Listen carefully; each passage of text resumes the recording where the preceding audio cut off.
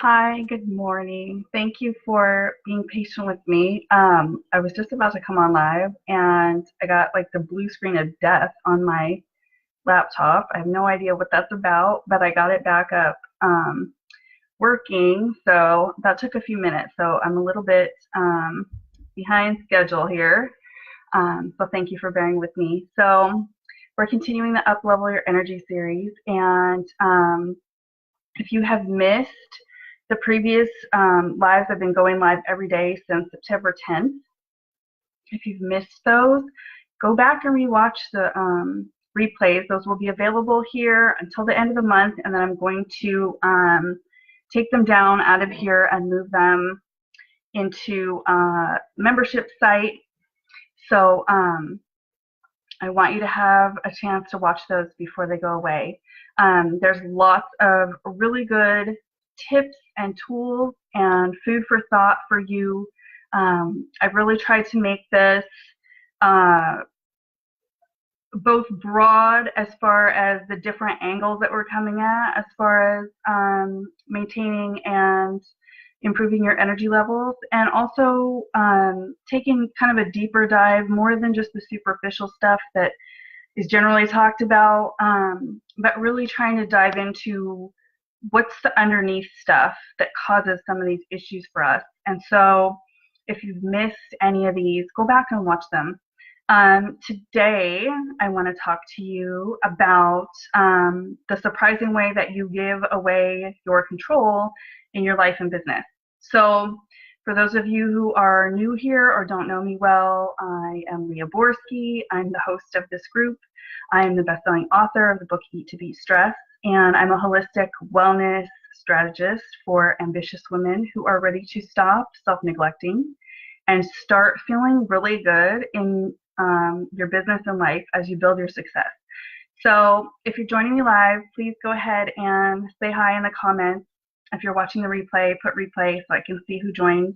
And what I want to talk to you about today, as far as how we give away our control, is something that is pretty obvious when you look at it, but we don't really think about it very much. So it's all about choices, right?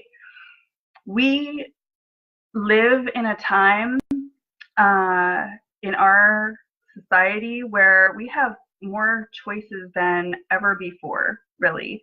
There's choices, we can be overwhelmed with choices, right? And what happens is that sometimes it feels easier, hi Sue, sometimes it feels easier to just not make a choice. There's so much going on. There's so many different options. There's so much information. There's information that contradicts other information. And so we get like kind of this information overload. And it's like, holy crap, I don't even know. Like, I don't even know what to do. So I'm just not going to do anything. I'm just not even going to worry about it right now. I'm going to set it aside. I'll come back to it later maybe, right? So how is that giving our power away? Well, or our control away, both really. Well, let me give you an example. So let's say I get my power bill, my electric bill, and I'm like, I don't really know if I want to pay that. I don't know if I should. I don't know if it's right. Maybe they made a mistake. You know, it seems too high. That doesn't seem right. I don't want to pay that, right? But instead of like going and being assertive and taking the action that needs to happen, like calling the company and saying, hey, I think there's a mistake, or what's going on here, or how can we resolve this so that I can pay my bill on time, right? Instead of taking those steps or doing those things, I just say, well, I know it's not right, and I'll get to it later when I have time, or if I have time, right? I'm just going to set it over here. I'll get back to it later. You know, and then like with everything else, life comes in and takes over and fills up all that space with other stuff. And what happens is there's always a consequence whether we make a choice or not. There's a consequence for not making the choice, which is either you're going to get a late fee on your next bill, or they're going to shut your power down. right? And you're not going to have power in your house. So that works with us too. We can't sit here and kind of dilly-dally around and like, oh, I'll get to it. And how are we going to take care of ourselves? How are we going to power ourselves? How are we going to be our best? If we're kind of like putting off all those things that are really important, but they're like, oh, they're overwhelming and I don't want to think about it and I don't know what to do about it and I don't know how to handle it. And I don't know what is the right thing to do, right? So for us, if we put that off and we just kind of set it aside and we don't make the choice, here's the thing, even if you don't make a choice, you're still making a choice. So if you refuse to choose, there's a song, I can't remember who, I think it's Rush from way back when, I think it was the 80s. There's a line that just popped up for me, something about even if you refuse to choose, you still made a choice, something like that. But it's true. Like, even in the not choosing, you're choosing. You're choosing to not do anything, which means that you essentially are choosing the outcome of that indecision or that lack of action or that, whatever it is. You're choosing the outcome, and you probably aren't going to like the outcome because it's not, ideally, not what you wanted. So it's important to look at it from the other side, where we need to know what we want. We need to know where we want to be, how we want to feel in our life, and make choices that support that, right? So the thing that happens a lot of times is that we were kind of conditioned to think that our only two choices as far as taking care of ourselves or how we feel in general is we either have the choice to do what's good for us, which is like no fun and boring and hard, we believe, right? Or we can do what feels good and it's fun and we enjoy, but usually that's not the thing that's good for us, right? And we kind of battle between these two, like, I want to feel good, but I also want to be healthy. I want to feel good, but I also want to, be taken care of and have energy and be successful and all these other things. And they feel like they go against each other. And the truth is, they don't have to. It's all a matter of choosing what you enjoy, choosing the little pieces and bringing them in and starting to put those into practice, and the things that do support you.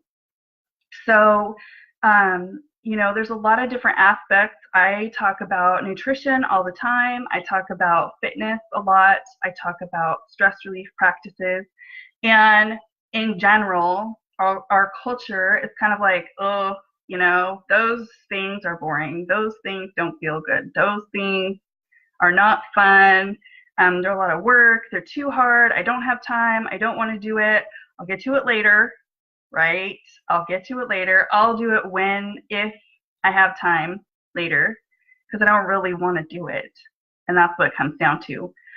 We got to think about, number one, we got to think about the after effect, the consequence. Okay, what's going to happen if you do this, and what's going to happen if you don't do this? How am I going to feel while I'm doing this, and how am I going to feel after I've done this, right? Because sometimes it can take a little bit of time, a little bit of practice to start to feel those effects also. It's not a magic pill. It's not going to happen overnight. And that's the other thing we like to wish that could happen. It's like, I'm going to take this magic pill and everything's going to be great. And I'm going to have so much energy and I'm not going to have to think about it. And I'm not going to have to do anything hard and all this stuff, right?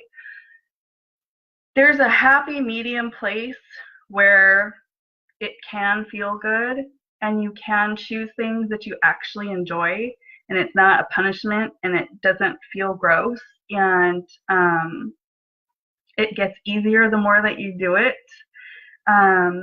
So if you're coming from a place where you're not used to having healthy habits at all, which is where I was 12 years ago. So I'm telling you from my own personal experience, it doesn't matter what your choices have been in the past. I've told you guys before, I was a smoker for 16 years.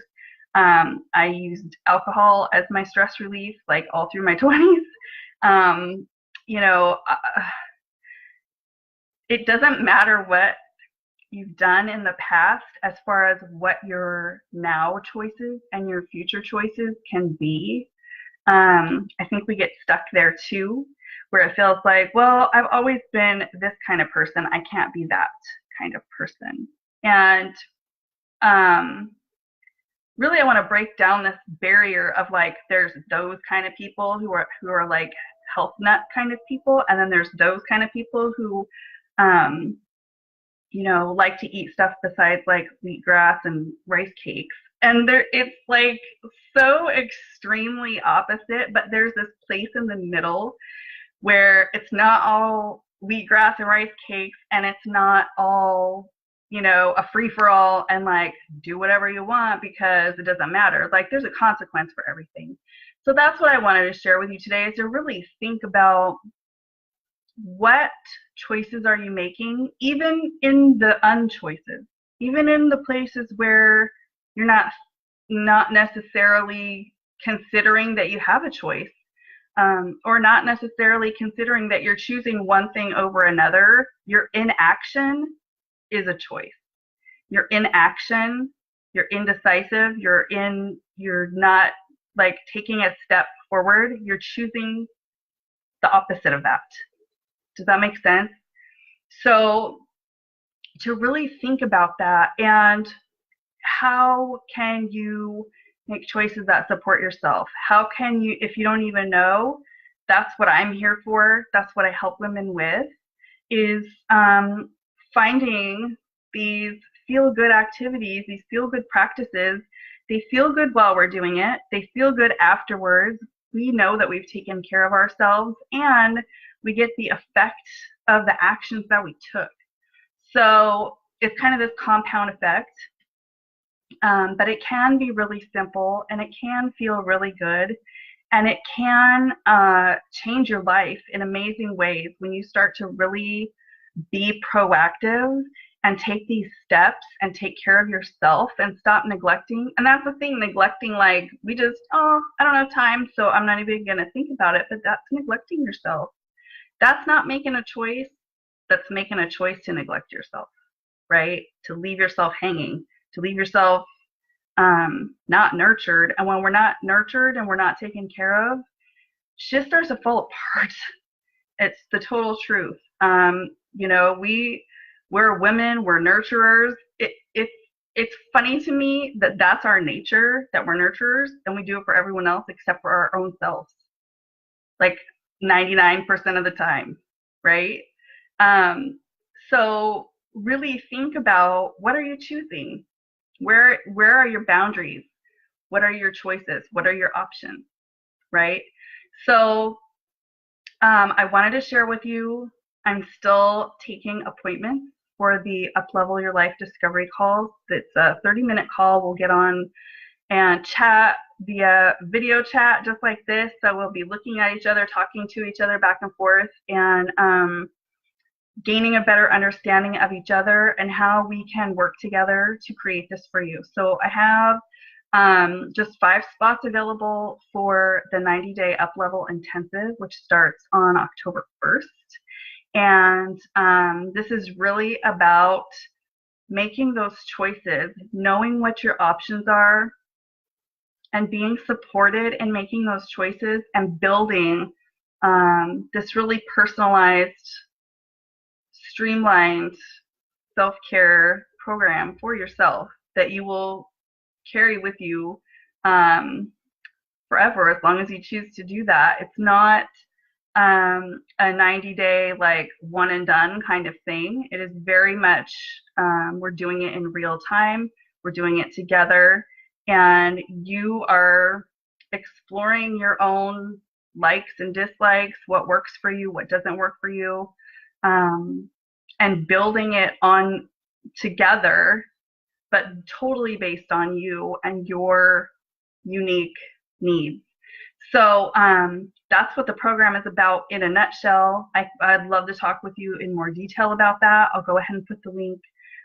Schedule your call. I have, today's Tuesday, so I think I have no calls available tomorrow, and then a few during the rest of the week. So get those scheduled right away, and I look forward to talking with you, and I'll be back tomorrow with your next tip.